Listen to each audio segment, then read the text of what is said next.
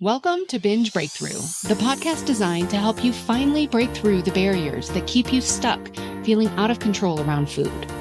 I'm Master Certified Coach Jane Pilger, and I want you to know that no matter how long you've been struggling or what you've tried, food freedom is possible, and I'm here to show you how.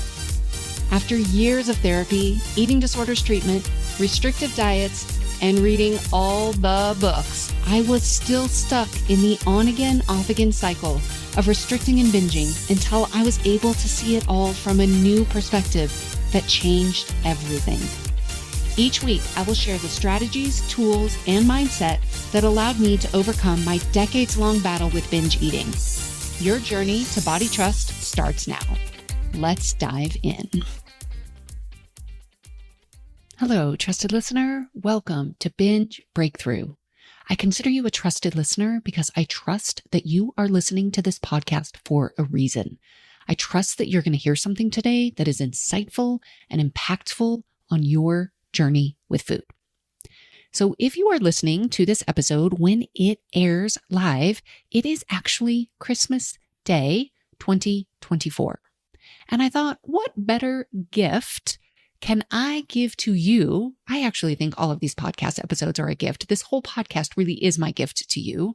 But I thought, well, what other gift can I give? I am going to give you the gift of reading you a chapter from my new book. My new book is called The Binge Eating Breakthrough. And in last week's episode, I told the story about the book, my initial inspiration, motivation to write the book, what it was like for me to write the book. And I kind of really went through the table of contents and just shared a little bit of that so that you could get a feel for what went into the idea, what went into the writing of the book, how I kind of created and organized and outlined the book. And today what I want to do is share a specific chapter from the book so you can kind of hear what it's like. Now, if you've been listening to this podcast and you resonate with this podcast, you find this podcast useful at all, you will love this book. It is very much a lot of the concepts that I share on this podcast. There are also concepts in this book that I have not talked about on the podcast. When I wrote this book, I really held nothing back. Some people write books that are like, well, I'm just going to put a little bit of information here, but I'm really going to keep all my good stuff for the people who pay me. That is not the case here at all. I held nothing back. This book is everything that you need to end your binge eating. If you are not a binger, but you do not feel peaceful around food, this book will give you what you need to create the relationship with food that you truly want for yourself. So I want to read a chapter to you. The chapter that I'm going to read is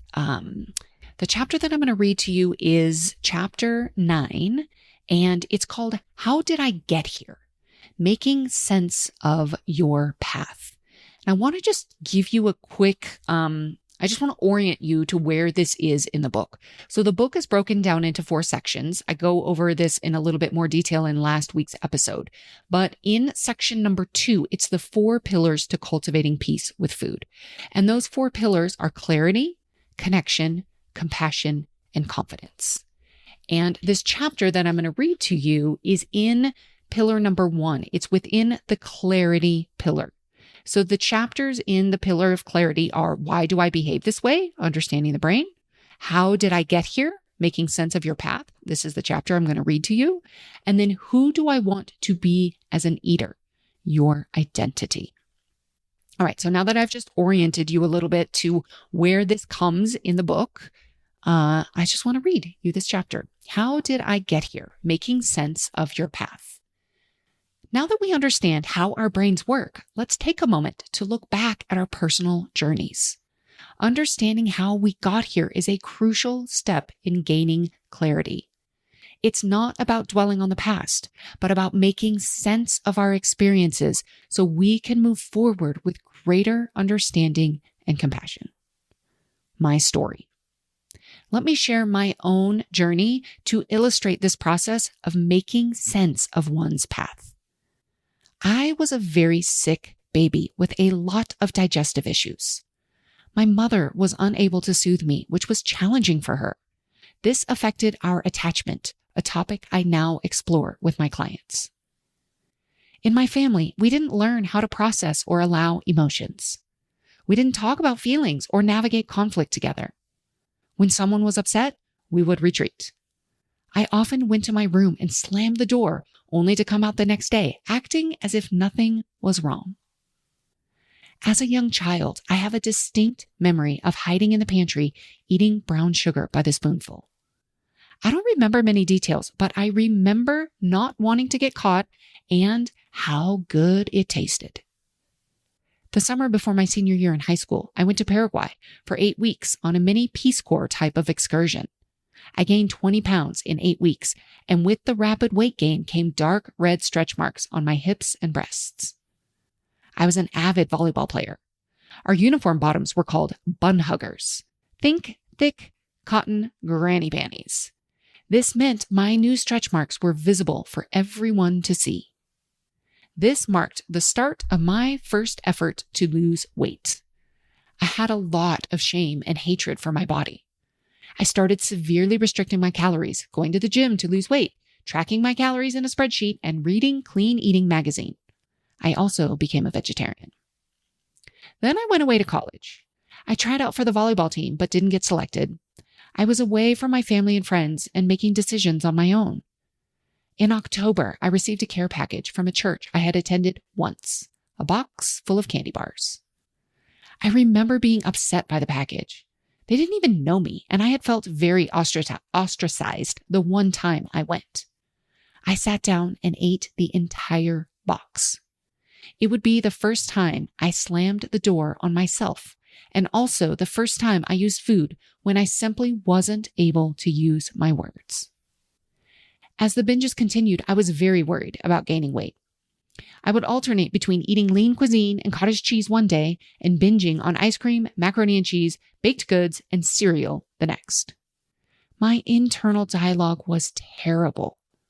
When I binged, I would dissociate because I didn't want to hear what I was saying to myself. And when I came back to myself, all I wanted to do was fix it. I tried to fix it by throwing up a few times. I'm grateful that vomiting has never come easy to me. If it had, I absolutely would have become bulimic. I tried laxatives once. That was enough. I didn't want to be forced to stay home, so I decided that wasn't worth it. I continued to count calories when I wasn't binging and stopped counting when I was. I had times where I felt more in control and times when I felt out of control. When I met my now husband, I managed my food for quite some time. I was in love and focused. When we got engaged, I was very intent on being as lean as possible for the wedding. Sometime in the year or so after we got married, my binge eating really escalated. Up until this time, I hadn't told anyone about my struggles with food.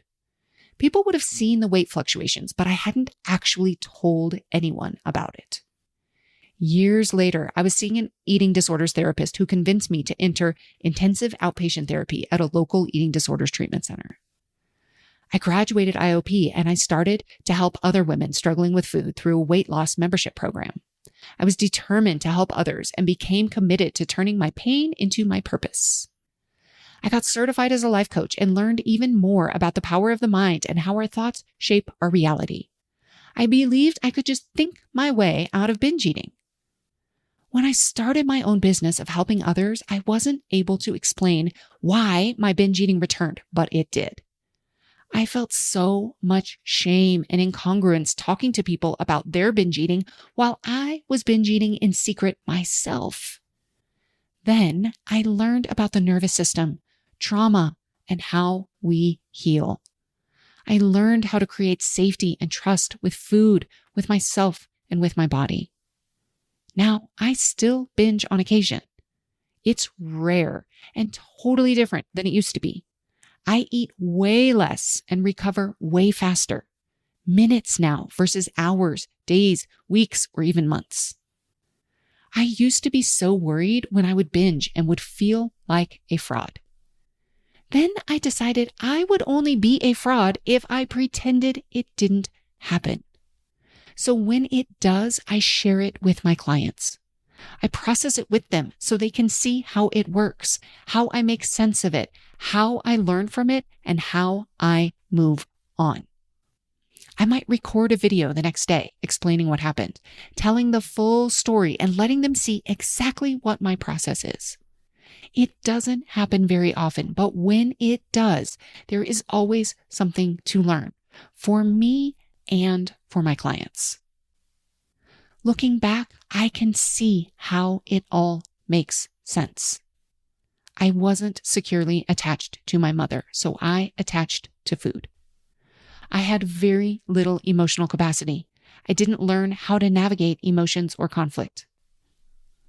I was on a very restrictive diet after returning from Paraguay. At college, I was away from my primary caregivers. I had big feelings and I didn't know what to do with them. And once I started binging, I didn't talk to anyone about it. I had a lot of shame and judgment, and I continued the restrict binge cycle. Just reading this, I think, that makes so much sense. Of course I started binging, and of course I didn't stop until I was able to address these areas. And of course it took time. Your story. Now it's your turn to reflect on your own journey. Here are some questions to consider. When did you first notice issues with food? What was happening in your life at that time? How did your family approach food and emotions when you were growing up? Have you experienced any significant life changes or traumas that coincided with changes in your eating habits? What methods have you tried to change your eating habits in the past? How did those methods work for you? Remember, the goal here isn't to blame yourself or others. The goal is to understand yourself. Every behavior makes sense in context, and binge eating is no exception. By understanding your path, you can start to see your behaviors not as character flaws, but as adaptations, ways you learned to cope with difficult experiences or emotions. Making sense of it all. As you reflect on your journey, you might start to see patterns or connections you never noticed before.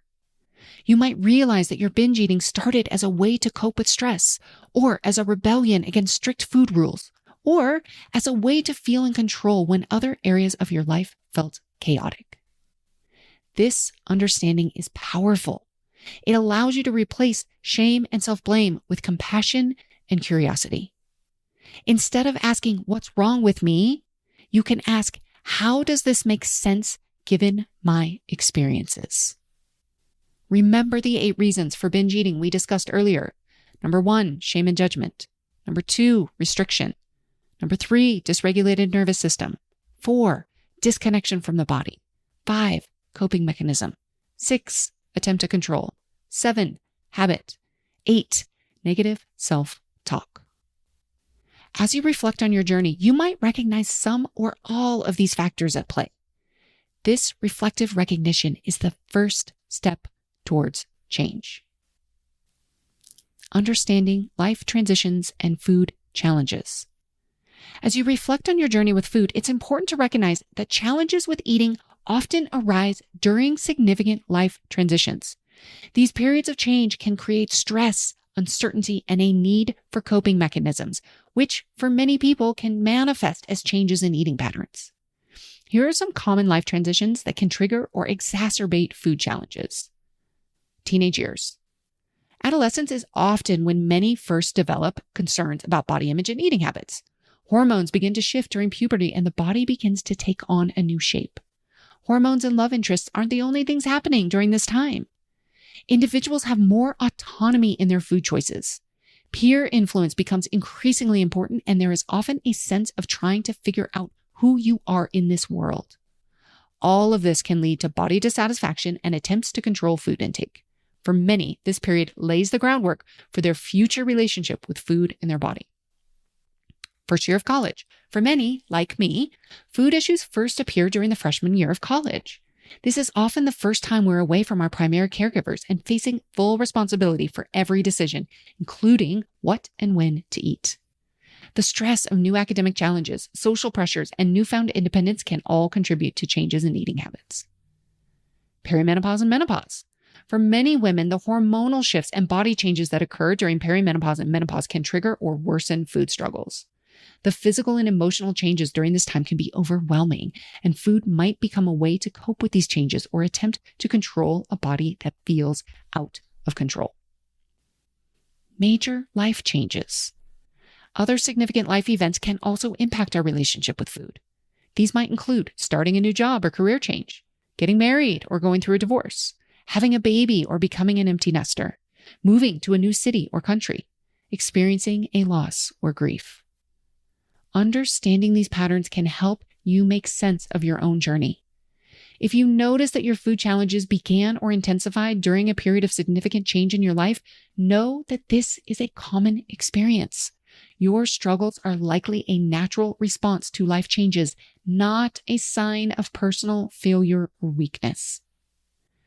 Recognizing these transition points can also be empowering. It helps you see that your eating behaviors didn't come out of nowhere. They developed in response to your life circumstances. And just as they developed, they can also unwind as you learn new ways of coping and caring for yourself. As you continue to explore your own path, consider these questions. Can you identify any significant life transitions that coincided with changes in your eating habits? How did these transitions affect other areas of your life beyond just your relationship with food? What coping mechanisms besides food were available to you during those times? How might understanding these connections change how you view your eating behaviors? Remember, the goal here isn't to blame your past experiences for your current struggles, but to understand them with compassion. By recognizing the role that life transitions have played in your relationship with food, you can begin to see your behaviors not as character flaws, but as adaptations, ways you learned to cope with significant changes in your life. Practical application. Take some time to reflect on your journey with food. In your journal, complete the following sentences. My earliest memory of food being more than just nourishment is. The first time I remember feeling out of control was. When I think about my relationship with food over the years, I notice the pattern of. The ways my relationship with food has served me, even if they're no longer helpful, are. If I could go back and tell my younger self one thing about food and eating, it would be. Remember, there are no right or wrong answers. The goal is to explore your experiences with curiosity and compassion. You don't have to spend much time in the past, but it can be helpful to understand how it impacts your relationship with food today. Moving forward with clarity. Understanding how you got here doesn't mean you're stuck here. In fact, this clarity is what allows you to move forward. Now that you can see the bigger picture, you're better equipped to address the root causes of your binge eating, not just the symptoms. In the next section, we'll look at where you want to go from here. But for now, I encourage you to sit with this newfound understanding. Be gentle with yourself as you process these insights. Remember, you're not broken. You are a human being who has been doing the best you could with the tools you had available. So that is chapter 9 from the Binge Eating Breakthrough book. There's so much to explore in just this one chapter. It's so rich. It's so full of information. This entire book is rich and full of information. If you get this book, if you do the work, if you answer the questions, if you apply what you are learning, you will have a breakthrough. You will transform your relationship with food. This is the book I wish I had. I just hope that it is a gift to you, that it is helpful. I hope that even just listening to this chapter was a gift to you today. Whether you are listening to this around Christmas of 2024 or anytime, this book is my gift to you. And if you want to return a gift to me, you can do it by sharing this book, by reviewing this book, by letting me know the impact, how it impacted you. That is how you can return the gift to me. I will put a link to get the book in the show notes, and know that the audiobook and a companion workbook will be coming in early 2025. I'm excited to bring those to you as well. All right, that's what I have for you this week. I'll see you next time. If you like what you're hearing on the podcast, you will love my new book, The Binge Eating Breakthrough: Why Food Isn't the Problem and What Really Is. Discover why willpower isn't the answer, why restricting certain foods often backfires, and why understanding your brain and body is the key to lasting change. Learn to shift from shame and self-blame to curiosity and compassion. Get it today at janepilger.com/book.